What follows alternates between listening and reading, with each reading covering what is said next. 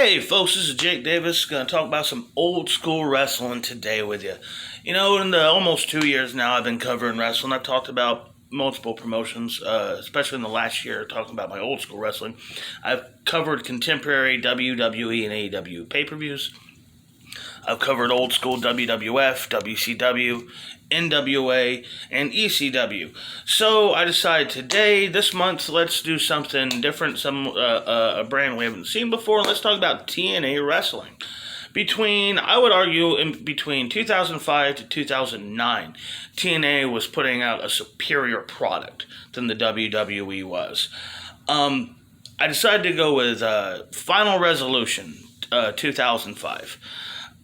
This for multiple reasons. One, most importantly, I have it on DVD, and I damn sure ain't paying any money for the Impact Wrestling streaming service.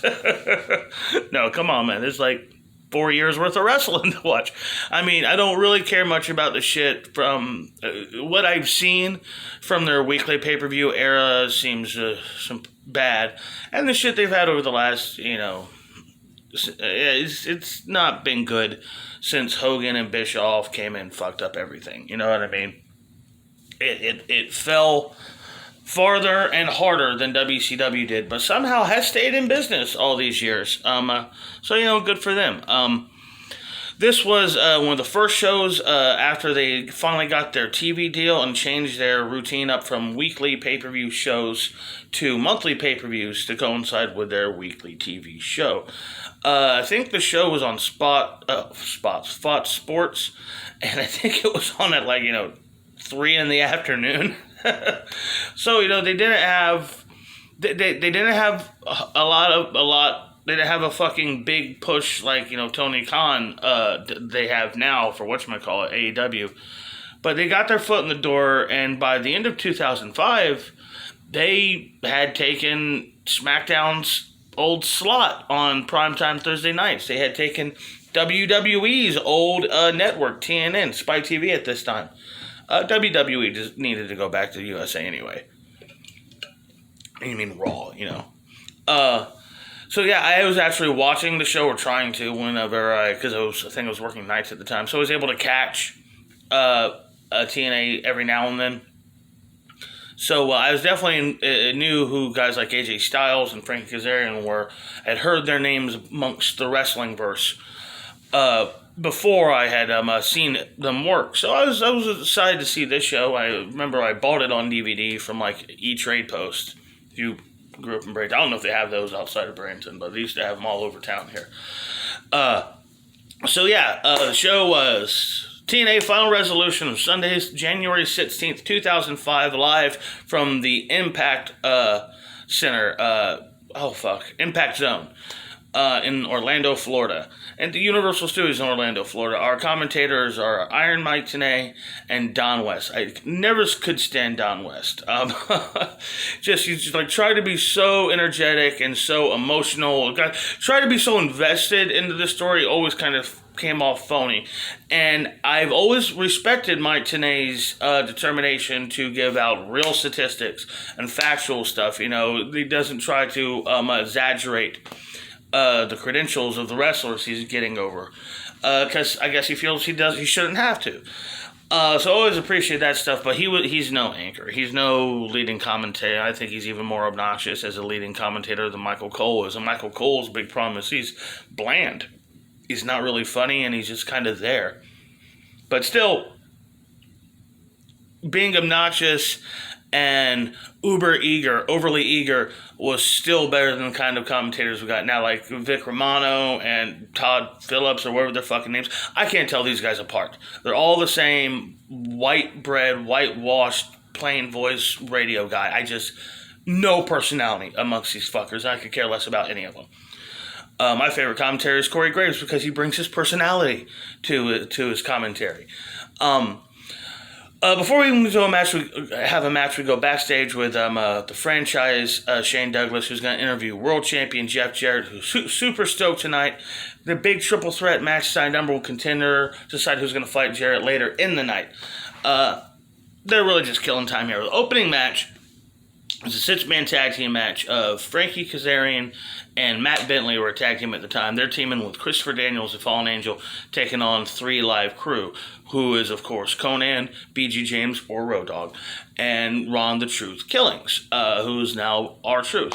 It was intriguing to me to see how... half these guys are still heavily involved in the business. I mean, I think Road Dogg was still roadie. He may not be now. He may no longer be a producer backstage with WWE. I think he has moved on, or they've moved him on. You know what I mean? Truth, shit, man, he's probably on the roll of his life right now. And it kills me. 16 years ago, the show was, and Frankie Kazarian and Christopher Daniels are in a storyline right now where next time they lose as a tag team, they're going to retire forever. They're not going to ever team again. Just that's how long they've been a team. But this is, the crowd is hot. You got to remember that about the Impact Zone, you know. These were usually regular people, much like ECW, the same folks that often show up every single week. And they were there to support these guys, you know, genuinely, not to be snarky, not to chant CM Punk and what. They were here to support the show, to help these guys and this program and this product get over. This is what a fan is supposed to be. You know what I mean? But yeah, man, these crowd, they're into all sets of these guys. Everyone's over. Mostly a comedy match. My favorite spot of the whole match is when Truth and Road Dogg do the kid and play dance before they drop a double elbow, start double stomping on some fool. The finish comes where they get both Conan and BG James pick up Matt Bentley and elevated, like they're going to drop him back for a flapjack, where they just hold him up there while Truth hits the ropes. Bang! Hits Harlem's like a leaping Harlem sidekick and pins Bentley for the win. Should also point out that I absolutely loved TNA. One of the real reasons I loved TNA around this time so much was because of the 6-sided ring, the X Division, where they treated their old stars like the legends that they deserved to be treated like. But it was also this whole new era of pro wrestling. It had the vibe of traditional territory pro wrestling, but futuristic at the same time. TNA was really fucking awesome during their prime. They were kind of special. Up next, we go backstage with the American Dream, that's the Rhodes. It's like the president, board of directors, some nonsense authority figure named like that. Dusty Rhodes is holding a survival game between Johnny Fairplay from Survivor, Tracy Brooks, and the long-forgotten, unappreciated, uber-sexy Trinity. She was here for a few years. She was in WWE for a cup of coffee. To me, she reminded me a lot of Lita. Just the huge daredevil in-ring style of Lita mixed with that evil bitch sex appeal that Terry Runnels was so great at. I don't know why she didn't go over, why she wasn't a bigger star, because I thought she was great. And yeah, she's hot as hell, but yeah, I thought she was really good at this character. And impressive in the ring the handful of times actually let her fight, because it wasn't really much of a women's division in TNA at that time. But the whole deal is that they're on a treasure hunt, and today's the last leg of it. They got to find the clue somewhere in the building, and whoever finds this last clue is going to be Dusty's personal assistant moving forward. Up next is the X Division Shootout match. These were really cool, kind of like, exhibition matches, but between these X Division styles, and they were always just showcase talent in terrific matches like this. And that's the thing I got to also point out about this show. TNA was like this at this time. They wanted you to tune in to see the classic, the legends from the Attitude Era and the Monday Night Wars, like the Outsiders, like Roddy Piper, like DDP. But they booked the show where they knew damn well at the end of the night you were going to be talking about AJ Styles and Christopher Daniels and America's Most Wanted. Yeah, they tried to make stars. They were definitely showing reliability on their young men, their homebred kids. And And that's really what fucked up TNA when they stopped doing that around 2010 is when they started just shit the bed. For me, it's hard for me to ever get. I really like the Aces and Eights angle. I did. Everybody shits on it. I mean, I sure went way too long. It was obvious ripoff of the NWO, and eventually, like, all bad factions end up just revolving around one guy. But that first 6 or 7 months was great. I say straight up to the Bubba Ray losing the belt the first time. Or at least halfway through his first reign as world champ. Anyhow, the X Division Shootout match is Sanjay Dutt taking on Primetime Elite Skipper. And I loved Primetime Elite Skipper. It's a damn shame WCW closed when they did because he was just on the cusp of becoming the next big cruiserweight star, I think. Guys like, of course, 3 Count were right there too. But I thought Elite Skipper was impressive in the ring. One of these kind of flawless attitudes. Guys like, so many guys wrestle this style today, like John Morrison and Seth Rollins and Kofi Kingston, where they basically wrestle more like they're fucking comic book video game characters or some shit like that, opposed to an actual human. But yeah, there's nothing to even explain here. It's just insane, fast-paced, can't keep track. It's just flip, twist, and spins, and dives, and hard-hitting shots. It's just insane. He ends up hitting some kind of tilt-a-whirl, kind of like rock-bottom-looking thing, and Skipper wins the match. Fucking great match. Hell of a match. Barnburner. Up next, we get a video package for Triton, which doesn't even mention the guy's name at the beginning of it, which kills me because it's like one of the infamous failed gimmicks of that company. They hyped this guy for months. He came in, did nothing, and was gone like that. Go to another backstage segment. A lot of these tonight. Of Kevin Nash and Diamond Dallas Page. Basically, Nash and Page are both in the triple threat later tonight with Monty Brown. And Nash is basically saying, we got history, we got backstory.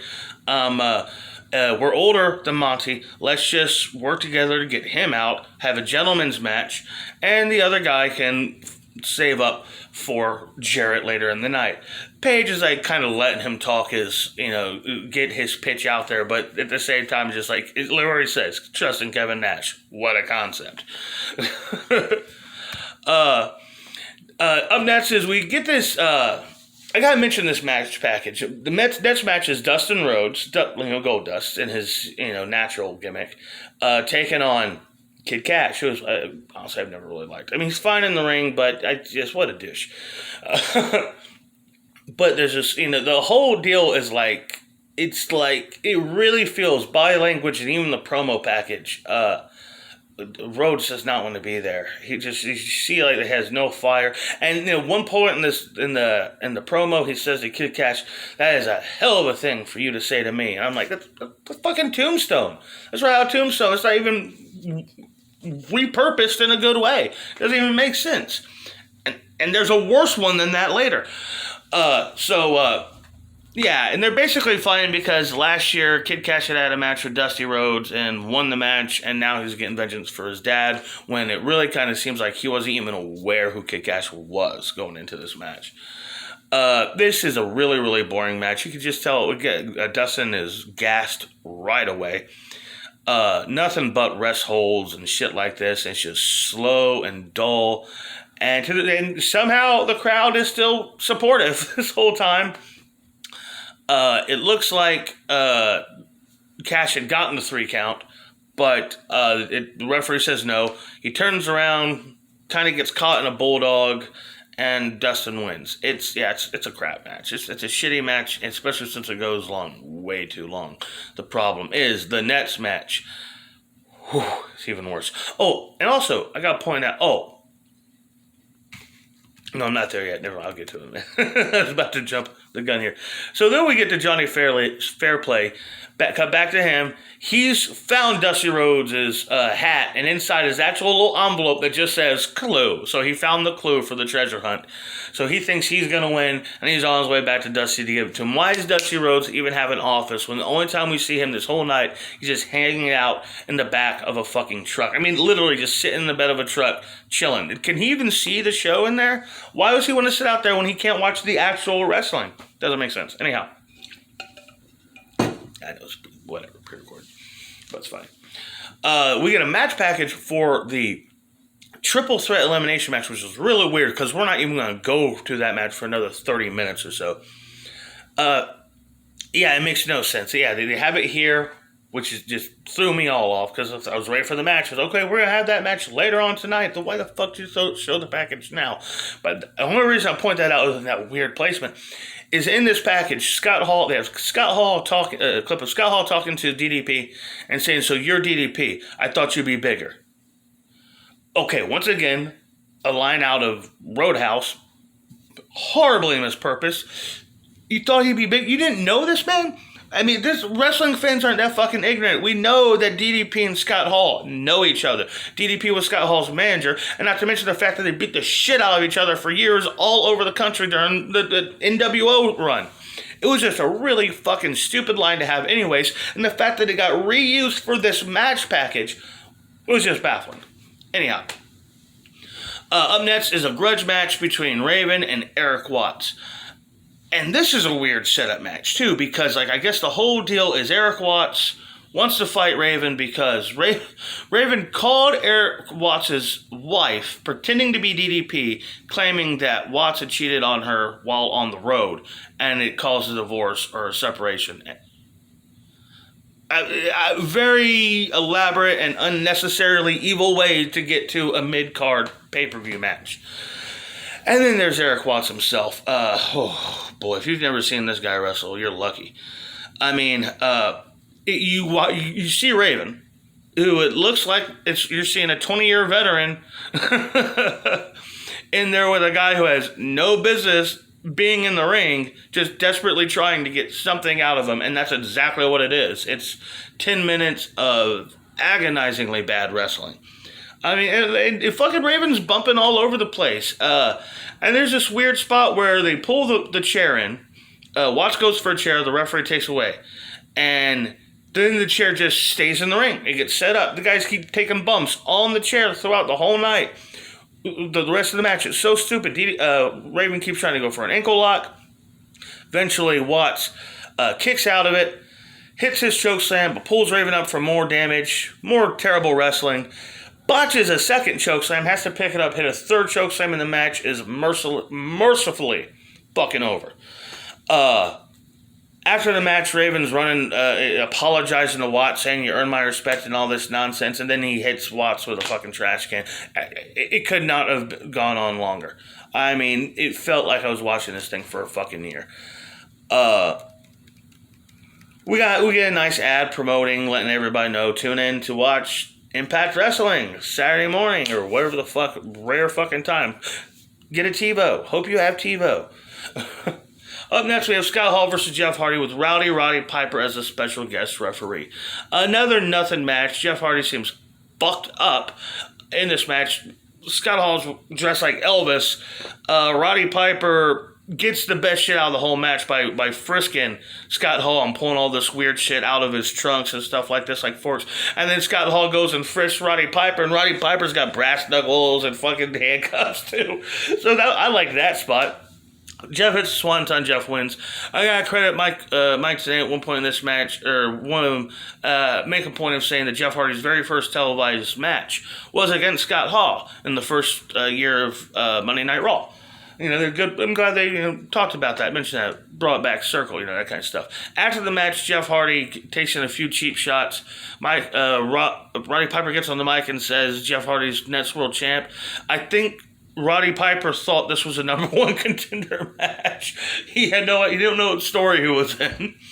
And then Abyss attacks Jeff Hardy, which gets the most deserved pop of the last 30 minutes of the show. Which is fine, because even though that was 3 shitty matches in a row, the rest of the show picks up. Next up is the triple threat number one contender match, the alpha male Monty Brown taking on DDP and Kevin Nash. And there's a funny bit in the match where Kevin Nash gets all buffed up, tried to look like Monty. It's real funny. But Nash I don't know what his deal. He did not want to bump, clearly. He takes one flat flop on his ass the whole time. Goes to hit DDP with a big boot, and DDP dumps him over the top rope, and Nash has been eliminated from a triple threat by being thrown over the top rope. So clearly Nash just didn't want a job, didn't want to pull double duty and be in the main event, and didn't want to take any bumps, but still the storyline has to revolve around him. Which, seriously, of the 4 guys involved in the situation, the commentary talks the most about Nash than anyone else, and he's the first fucker eliminated from the equation, but they still spend a lot of time talking about Kevin Nash. So DDP goes for Diamond Cutter. Monty pushes him off, hits the pounce. Monty wins. He's going on to the main event. And there's a sign of respect. Once it blew down to Page and Monty Brown, it got a lot more interesting. Because really it was just like Nash and Page taking turns, locking up with Monty Brown before then, just, killing time until Nash was ready to go. Up next is for the NWA World Tag Team Championships, America's Most Wanted, Chris Harris and James Storm taking on members of Team Canada, Bobby Roode and Eric Young, who are the defending champions. They have Coach Scott D'Amore, in their corner. Of course, Team Canada was an evil heel faction at this time. The Wicked Foreigners who had national pride, and you're not allowed to do that in American wrestling for some reason. And at this time, they have 3 of the 4 titles in the company, or belts, 2 of the 3 belts, titles. Goddamn. Anyhow, this is a really good match. Eric Young takes a nasty wallop on the top of his head early, and just starts swelling up. These guys just beat the fucking shit out of each other. It's a fucking good match. Eric Young hits that beautiful diving elbow drop, maybe the second best diving elbow ever, next to Macho Man. D'Amore keeps trying to interfere. Eventually, AMW handcuff him outside to the ring post. Johnny Devine interferes, but he accidentally whops Eric Young with the hockey stick, and Chris Harris rolls him up, and we have new World Tag Team Champions. There's not to mention the shitload of near falls. They went near fall city on this match. And not just breaking up. Usually WWE will kind of stick to the tradition that the heel's partner will break up the 3 count and the babyface will just kick out. But they're doing both back and forth with this one. The heels are kicking out of big moves too. Got to make your heels look strong, especially if they're the champions. But yeah, we have new champions. Great fucking match. Which was a bunch of this match was, oh yes, now I remember why I enjoyed this show so much. It's a stupid nostalgia shit in a weak middle part, but those first 2 matches are really fun, and these last 4 matches are kind of great. This match is phenomenal. Speaking of phenomenal, real quick, backstage they have the wrap up of the Dusty Rhodes, who's going to be his secretary. The 2 girls come across fair play. He has the clue. They beat the shit out of him, steal his clue, accidentally rip it in half, and Dusty says, okay, you got half of it, you got the other half, so this is what we're going to do. Both of you go find a tag team, bring a tag team to the company, and then we'll decide from there. Eventually they end up having a match at a pay-per-view, and Tracy became the assistant. But yeah, it's really just worth it to have the girls on the pay-per-view and Dusty on the pay-per-view as well, of course. Dusty's great. Dusty's always great. Dusty Rhodes is always great.